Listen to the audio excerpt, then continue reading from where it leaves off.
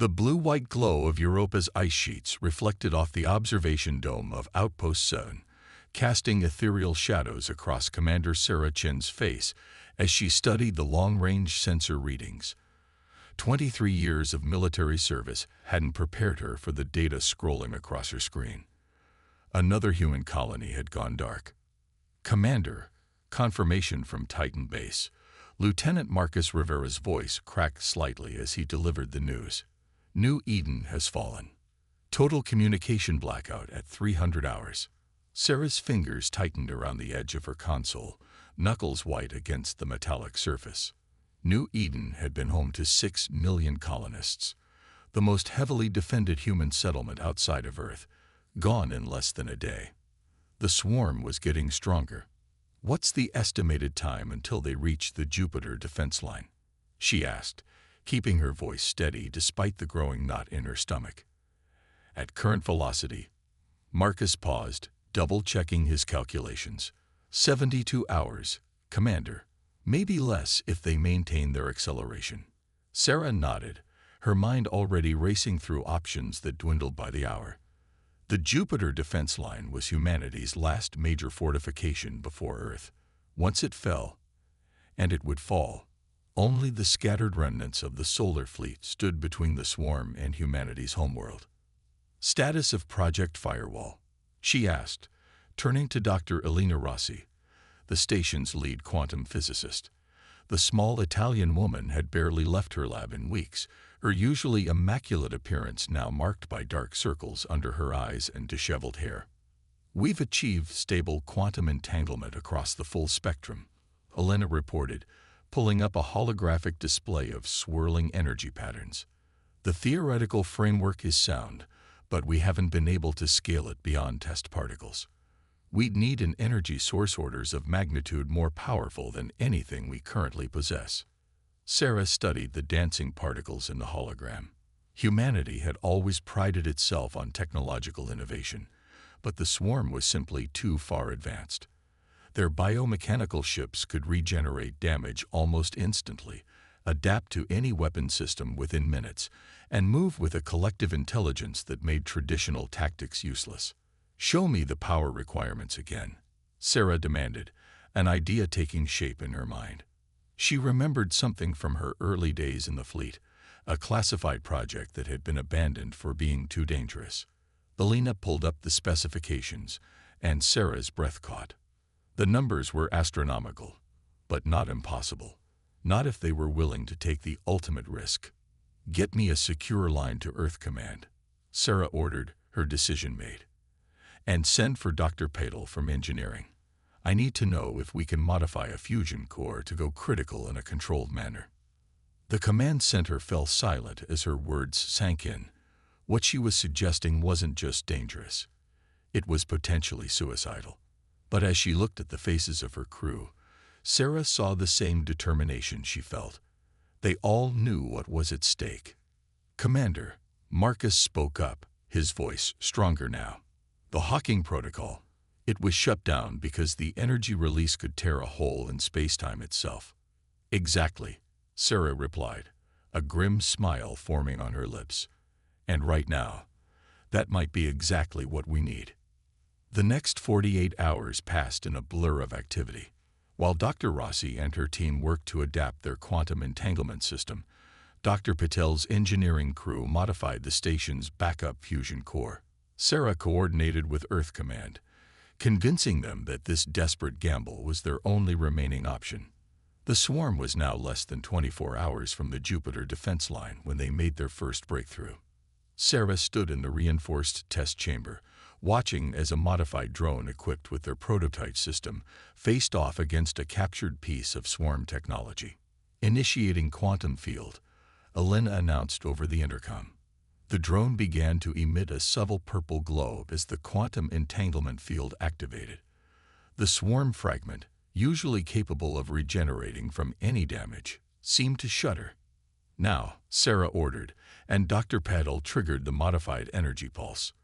For a split second, reality itself seemed to waver. The swarm fragment didn't just stop regenerating. It completely ceased to exist, leaving behind only a faint smell of ozone. "Holy shit," Marcus whispered, voicing what everyone was thinking. It worked. But Sarah wasn't celebrating yet. How much power did that take? For something that small. "Almost 40% of our current fusion output," Elena reported. "To affect something the size of a swarm ship, we'd need to channel the energy of a fusion core going critical through the quantum field," Sarah finished, "and hope it doesn't tear apart everything in a 1,000-kilometer radius." The implications were clear. They had a weapon that could actually hurt the swarm, possibly even stop them. But using it would mean sacrificing whatever platform they deployed it from, and they'd only get one shot. As Sarah stared at the empty space where the swarm fragment had been, a plan began to form. They couldn't save the Jupiter defense line, but maybe they could use its fall to set up something bigger.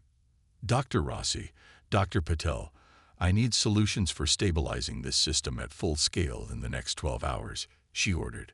"Lieutenant Rivera, get me updated swarm fleet formations. If we're going to do this, we're going to make it count." As her crew rushed to comply, Sarah took one last look at the observation dome. Jupiter hung massive in the black sky, its great red spot seeming to stare back like an unblinking eye. Somewhere out there, the swarm was approaching, confident in their inevitable victory. They had no idea what humanity was about to unleash. "Commander," Marcus called out, interrupting her thoughts. "Earth Command is on the line.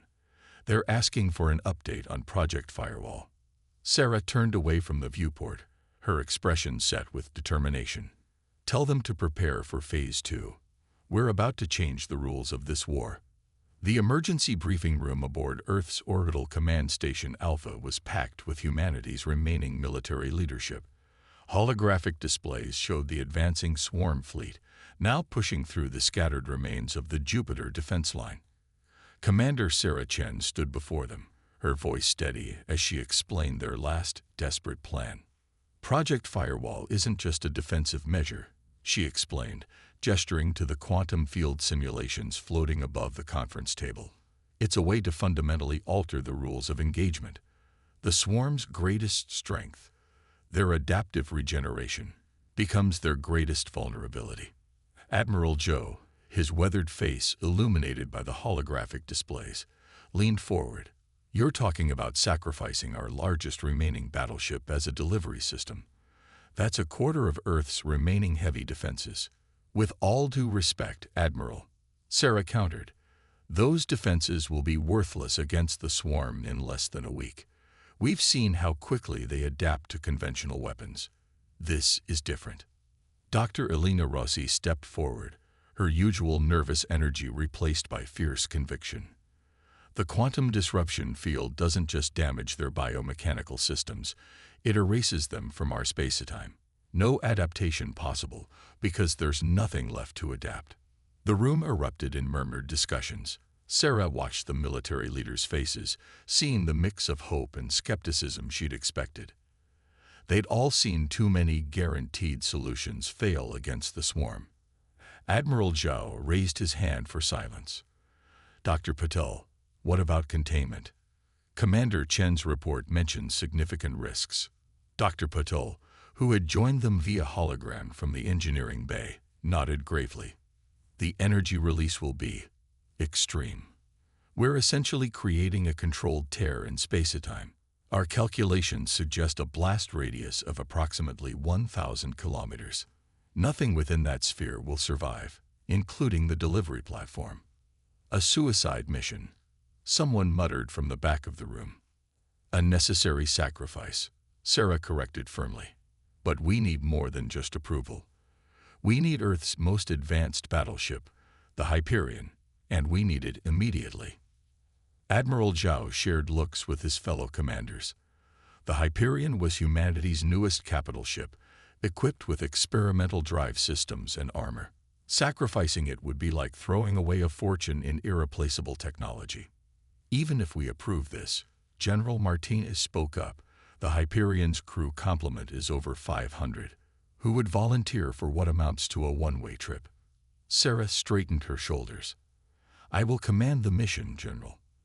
As for the crew, she gestured to the door, where Lieutenant Rivera stood with Dr. Rossi's research team and a select group of veteran officers. We already have our volunteers. The next 48 hours passed in a blur of activity, while Earth's remaining forces prepared for what might be their final defensive action. Sarah and her team worked to transform the Hyperion into humanity's ultimate weapon. The ship's massive engine bays were converted to house the quantum field generators. Dr. Patel's team modified the fusion core, installing the delicate systems that would channel its death into something useful. Dr. Rossi supervised the installation of field emitters throughout the hull, turning the entire vessel into one enormous quantum disruptor. Sarah stood on the Hyperion's bridge, watching Earth grow smaller through the main viewport. Her new crew, a mix of scientists, engineers, and hardened veterans, worked with quiet efficiency around her. They all knew the stakes. They all understood the cost. Final system check complete, Marcus reported from his station. Quantum field generators are stable. Fusion core modifications are holding. Dr. Rossi's team reports field synchronization at 98%. Lieutenant Kira Wong added from the science station. Better than we hoped for. Sarah nodded, studying the tactical display. The swarm had already adapted to the loss of their advance forces at Jupiter, changing their formation to something new. Something they'd never seen before. They're learning, she murmured. Every engagement makes them stronger. Then we better make this one count, Marcus replied grimly. A flash of light caught Sarah's attention. On the tactical display, new signals appeared. The swarm had arrived at Mars. The red planet's meager defenses wouldn't last an hour. All hands, Sarah announced shipwide, her voice carrying to every compartment of the Hyperion. This is Commander Chen. In less than 6 hours, we will engage the largest swarm fleet humanity has ever encountered. Our mission is simple but crucial. We will deliver Project Firewall to the heart of their formation. She paused, looking at the determined faces of her bridge crew. Everyone aboard volunteered, knowing this is a one-way trip. But what we do today will give Earth a fighting chance. The swarm thinks they know humanity's capabilities. They think they can predict our actions, adapt to our weapons, and overwhelm our defenses. The tactical display updated again. Mars's orbital installations were going dark one by one. Today, we show them how wrong they are. Today, we remind them why you should never corner a species that turned nuclear fusion into a power source, split the atom for weapons, and reached for the stars despite knowing the dangers. Today, we show them humanity's greatest strength, our willingness to sacrifice everything to protect our home. As her words faded, the bridge crew returned to their duties with renewed purpose. Sarah turned back to the tactical display, watching as Mars fell to the swarm. In a few hours, the invasion fleet would regroup and begin their final approach to Earth. But this time, humanity was ready. This time, they had a weapon the swarm couldn't adapt to. This time, they had a plan. Plot a course to intercept coordinates, Sarah ordered, and begin quantum field charging sequence. It's time to show the swarm what humanity is truly capable of. The Hyperion's engines flared to life, driving the massive vessel toward its destiny. Behind them, Earth hung like a blue jewel in the void, everything humanity had left to fight for. Ahead, the greatest battle in human history awaited, and Sarah Chen intended to make it one the swarm would never forget, assuming any of them survived to remember it. The void between Mars and Earth erupted with light as the swarm fleet emerged from their final jump. Thousands of biomechanical ships, each one a perfect fusion of organic and technological evolution, moved with horrifying synchronization. Their dark hulls absorbed nearby starlight, making them look like moving holes in space. Aboard the Hyperion, Sarah Chen watched the tactical display with calculated calm. The swarm fleet's formation was unlike anything they'd seen before, a complex, three-dimensional lattice that seemed to pulse with shared purpose. Multiple signals, Marcus reported, his fingers dancing across his console. Count is, over 3,000 capital ships, with smaller support craft numbering in the tens of thousands. They've adapted their formation, Dr. Rossi observed, studying the patterns. See how they're arranged. It's designed to maximize their collective regeneration field. Sarah nodded. The swarm learned from every engagement, and they'd clearly learned from their losses at Jupiter. Their new formation would make them nearly invulnerable to conventional weapons. Too bad they don't know what we're about to hit them with, Sarah said. Status of the quantum field generators. Charged and synchronized, Dr. Puddle reported from engineering. The modified fusion core is stable, but we'll only get one shot at this. Once we initiate the overload sequence, we'll have approximately 3 minutes before containment fails. Sarah took a deep breath, feeling the weight of humanity's future settle on her shoulders. Begin broadcast on all frequencies, both human and known swarm channels. The communication officer nodded, and Sarah spoke, her voice carrying across the void to both her enemies and the watching human forces near Earth. This is Commander Sarah Chen of the Earth Defense Forces. To the Swarm Collective, you have invaded our space, destroyed our colonies, and threatened our homeworld. You believe your technological superiority made victory inevitable. You were wrong. On the tactical display, the swarm fleet's advance slowed. They were listening. Humanity has survived ice ages, plagues, world wars, and our own near-extinction events. Each time, we emerged stronger. Each time, we adapted. You thought you understood us, could predict us, control us. Today, you learn otherwise. Sarah nodded to Dr. Rossi, who began the quantum field initialization sequence. The Hyperion's hull began to emit a subtle purple glow. This is your only warning. Withdraw from our solar system, or face extinction. For a moment, silence filled the void. Then the swarm fleet moved, their perfect formation shifting as they recognized the Hyperion as a threat. Thousands of biomechanical ships turned their weapons toward the lone human vessel. No response on any channel, Marcus reported. They're moving to engage. Sarah allowed herself a grim smile. As expected, all hands, battle stations. Dr. Patel, begin fusion core overload sequence. Dr. Rossi, charge quantum disruptors to maximum. The Hyperion's engines roared to life, driving the massive ship straight toward the heart of the swarm fleet. The enemy responded with a barrage of energy weapons and biological projectiles, but the Hyperion's enhanced shields, reinforced by the quantum field, held. Fusion core at 20% over normal containment, Dr. Puddle reported. 2 minutes until critical. The first wave of swarm ships reached them, their biological weapons attempting to breach the Hyperion's hull. But where they touched the quantum field, portions of their mass simply ceased to exist, leaving them crippled and drifting. They're trying to adapt, Dr. Rossi announced, watching her readings. But the quantum field is preventing their usual regeneration process. They can't understand what's happening to them. The Hyperion plunged deeper into the swarm formation, its purple glow intensifying as more power was diverted to the quantum field. Around them, swarm ships began to disintegrate as they came too close, their advanced technology useless against the fundamental disruption of space-time itself. 1 minute to core breach, Dr. Patel warned. The containment field is starting to fluctuate. Sarah watched as the swarm fleet's perfect formation began to break down. For the first time, their collective intelligence was facing something it couldn't adapt to, couldn't regenerate from. Some ships were already attempting to retreat, but it was too late. 30 seconds. Marcus counted down. The quantum field is reaching maximum intensity. Sarah stood from her command chair, watching through the viewscreen as space itself seemed to waver around them.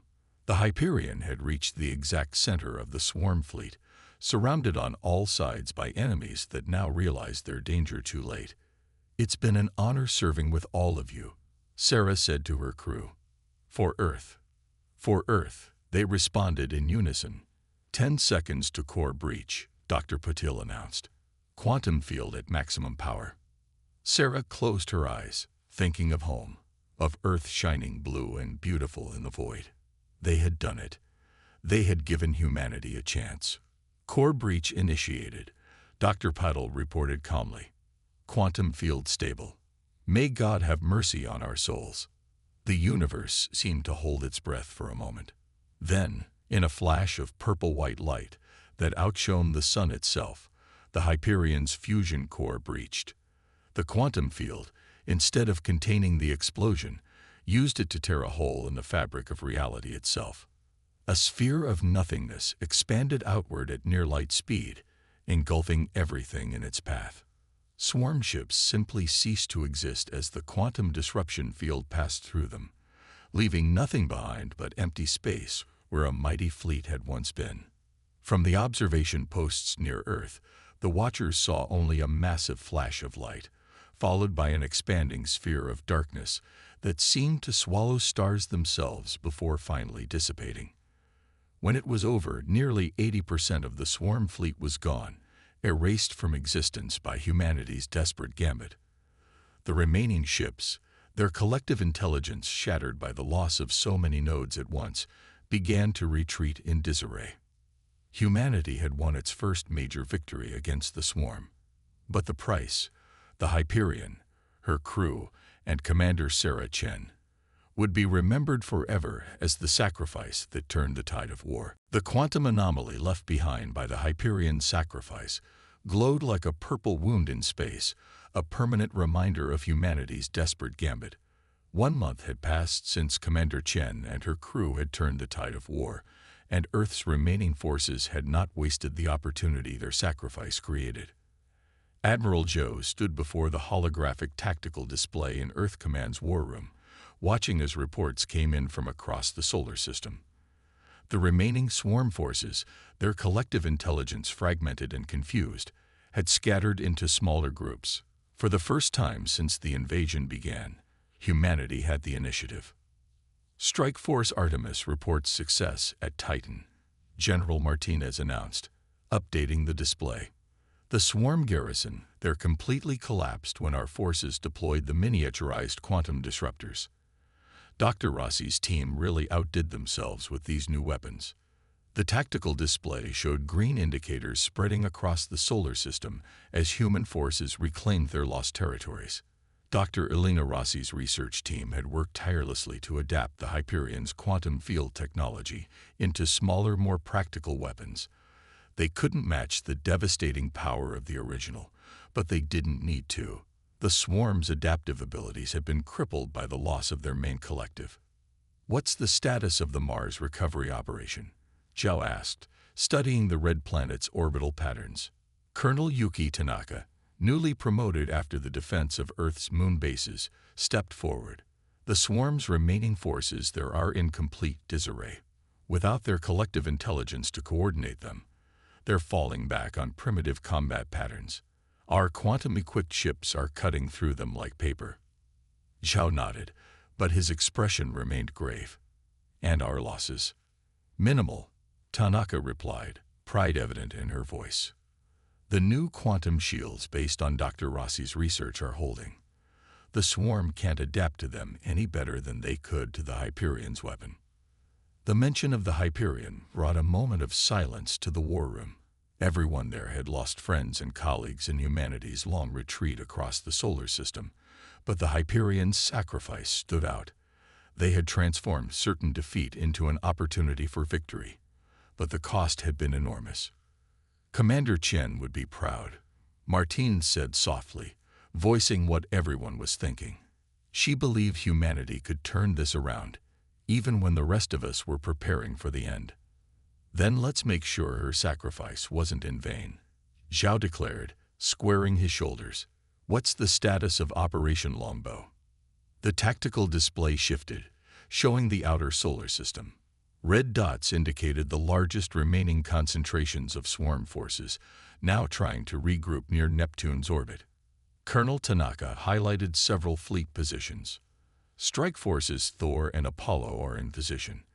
The swarm appears to be attempting to reform their collective intelligence. If we strike now, we can prevent them from rebuilding their advantage. Lieutenant Rivera's analysis suggests we have a 48-hour window, Martinez added, referencing the tactical genius who had served aboard the Hyperion. Marcus Rivera had survived only because Sarah Chen had ordered him to transfer to Earth Command just before their final mission, knowing his strategic mind would be needed in the battles to come. Then we strike now, Zhao decided. All forces, commence Operation Longbow. Let's show these aliens why humanity never should have been underestimated. Across the solar system, humanity's counter-offensive began in earnest. Ships equipped with quantum weapons engaged the scattered swarm forces, their new technology negating the aliens' once overwhelming advantages. Each victory restored another piece of human territory, another colony, another chance for survival. On Titan, Dr. Rossi worked with her team in a newly reclaimed research facility, pushing the boundaries of their understanding of quantum field technology. The Hyperion's sacrifice had given them more than just a weapon. It had opened up entirely new fields of scientific discovery. The quantum fields don't just disrupt their biomechanical systems, she explained to a group of engineers. They fundamentally alter the way space-time behaves around them. We're barely scratching the surface of what this technology could do. In the debris field that had once been the Jupiter defense line, recovery teams made an unexpected discovery. A damaged data core from one of the Hyperion's sensor buoys had survived, containing Commander Chen's final personal log entry. If you're watching this, Sarah's recorded image said, her face calm despite knowing what awaited her. Then our mission succeeded. The swarm thought they understood humanity, thought they could predict us because they saw our technology, our tactics, our obvious strengths. But they never understood our greatest asset, our willingness to sacrifice everything to protect what we love.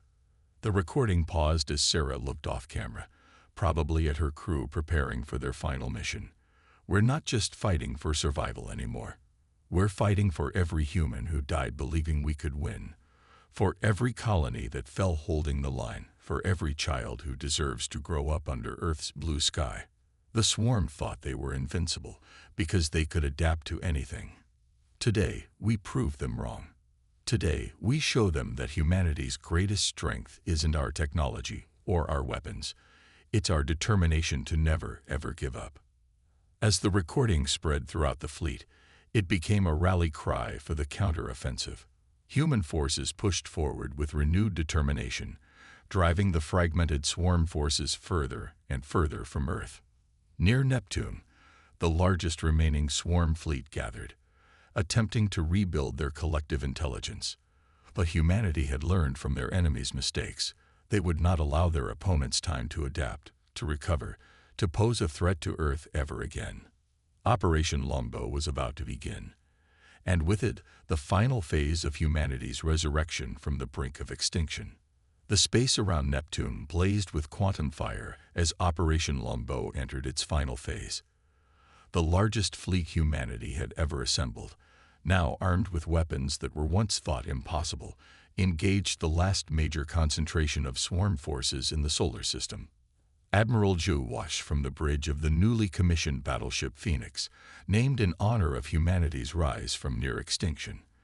The tactical display showed hundreds of human ships advancing in formation, their quantum shields glowing with the same purple light that had marked the Hyperion's final stand.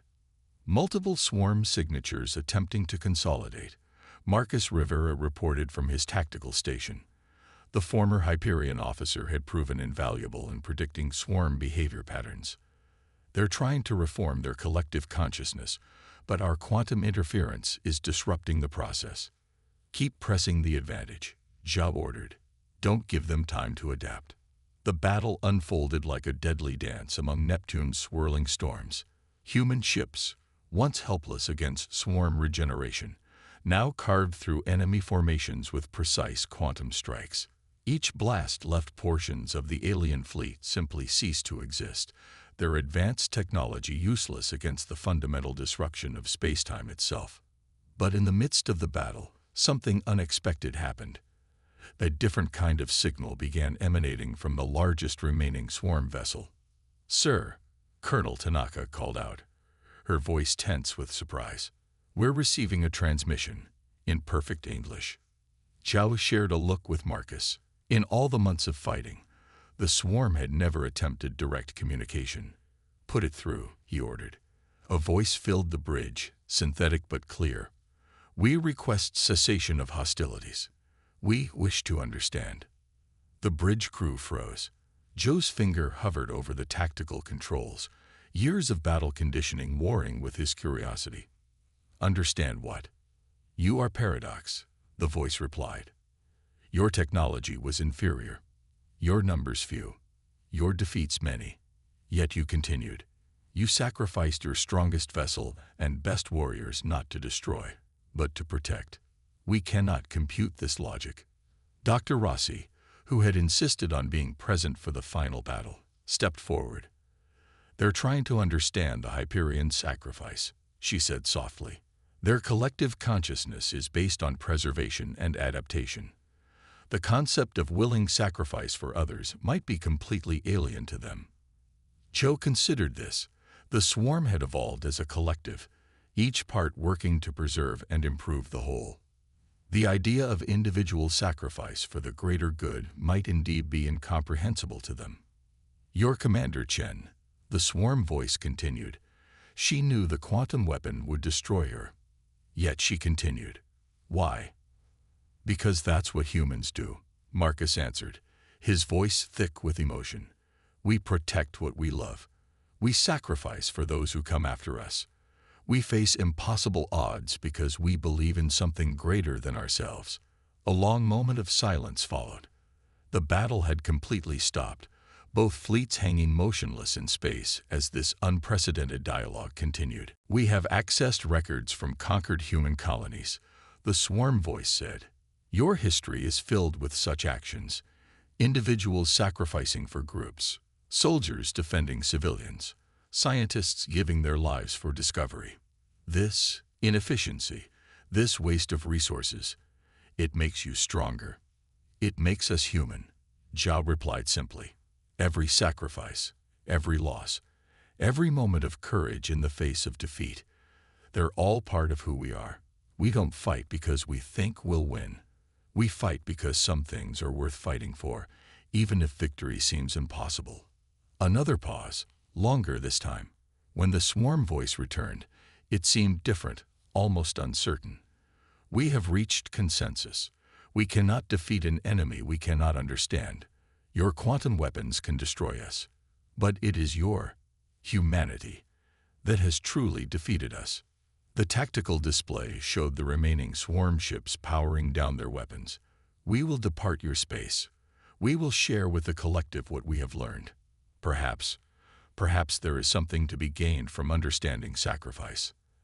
As the swarm fleet began their withdrawal, Dr. Rossi's instruments detected something extraordinary. "The quantum distortion from the Hyperion sacrifice," she reported, checking her readings twice to be sure. "It's affecting their departure vectors. They're using it to travel faster than we thought possible. They're learning from us, even now," Marcus observed. "Adapting not to defeat us, but to understand us." Zhou watched as the last swarm ships disappeared into deep space, leaving humanity's solar system for the first time since the war began. Victory had come not just through superior weapons or tactics, but through demonstrating the very essence of human nature, the willingness to sacrifice everything for what they believed in. In the months that followed, humanity began to rebuild. The quantum technology born from the Hyperion sacrifice revolutionized space travel, energy production, and defense systems. Colonies were reestablished, stronger than before. Earth's population ventured out into the solar system with renewed purpose, carrying with them the lessons learned from their darkest hours. A memorial was established in orbit where the Hyperion had made its final stand. A quantum beacon, visible from Earth, pulsed with the same purple light that had marked humanity's turning point in the war. Its inscription, written in both human languages and the swarm's mathematical code, read, "In memory of Commander Sarah Chen and the crew of the Hyperion, who taught both humanity and its enemies the true meaning of sacrifice. Their light guides us to the stars. Years later, as humanity's first quantum-powered exploration ships prepared to venture beyond the solar system, they carried with them a message from the Hyperion's final transmission, now taught to every child who looked up at the stars. Our greatest strength isn't in our weapons or our technology. It's in our heart, our determination, and our willingness to face impossible odds for what we believe in. That's what makes us human. That's what makes us unstoppable. And somewhere in the vast darkness between the stars, the swarm continued to ponder the paradox of humanity, a species whose greatest power came not from their ability to destroy, but from their willingness to sacrifice everything to protect what they loved.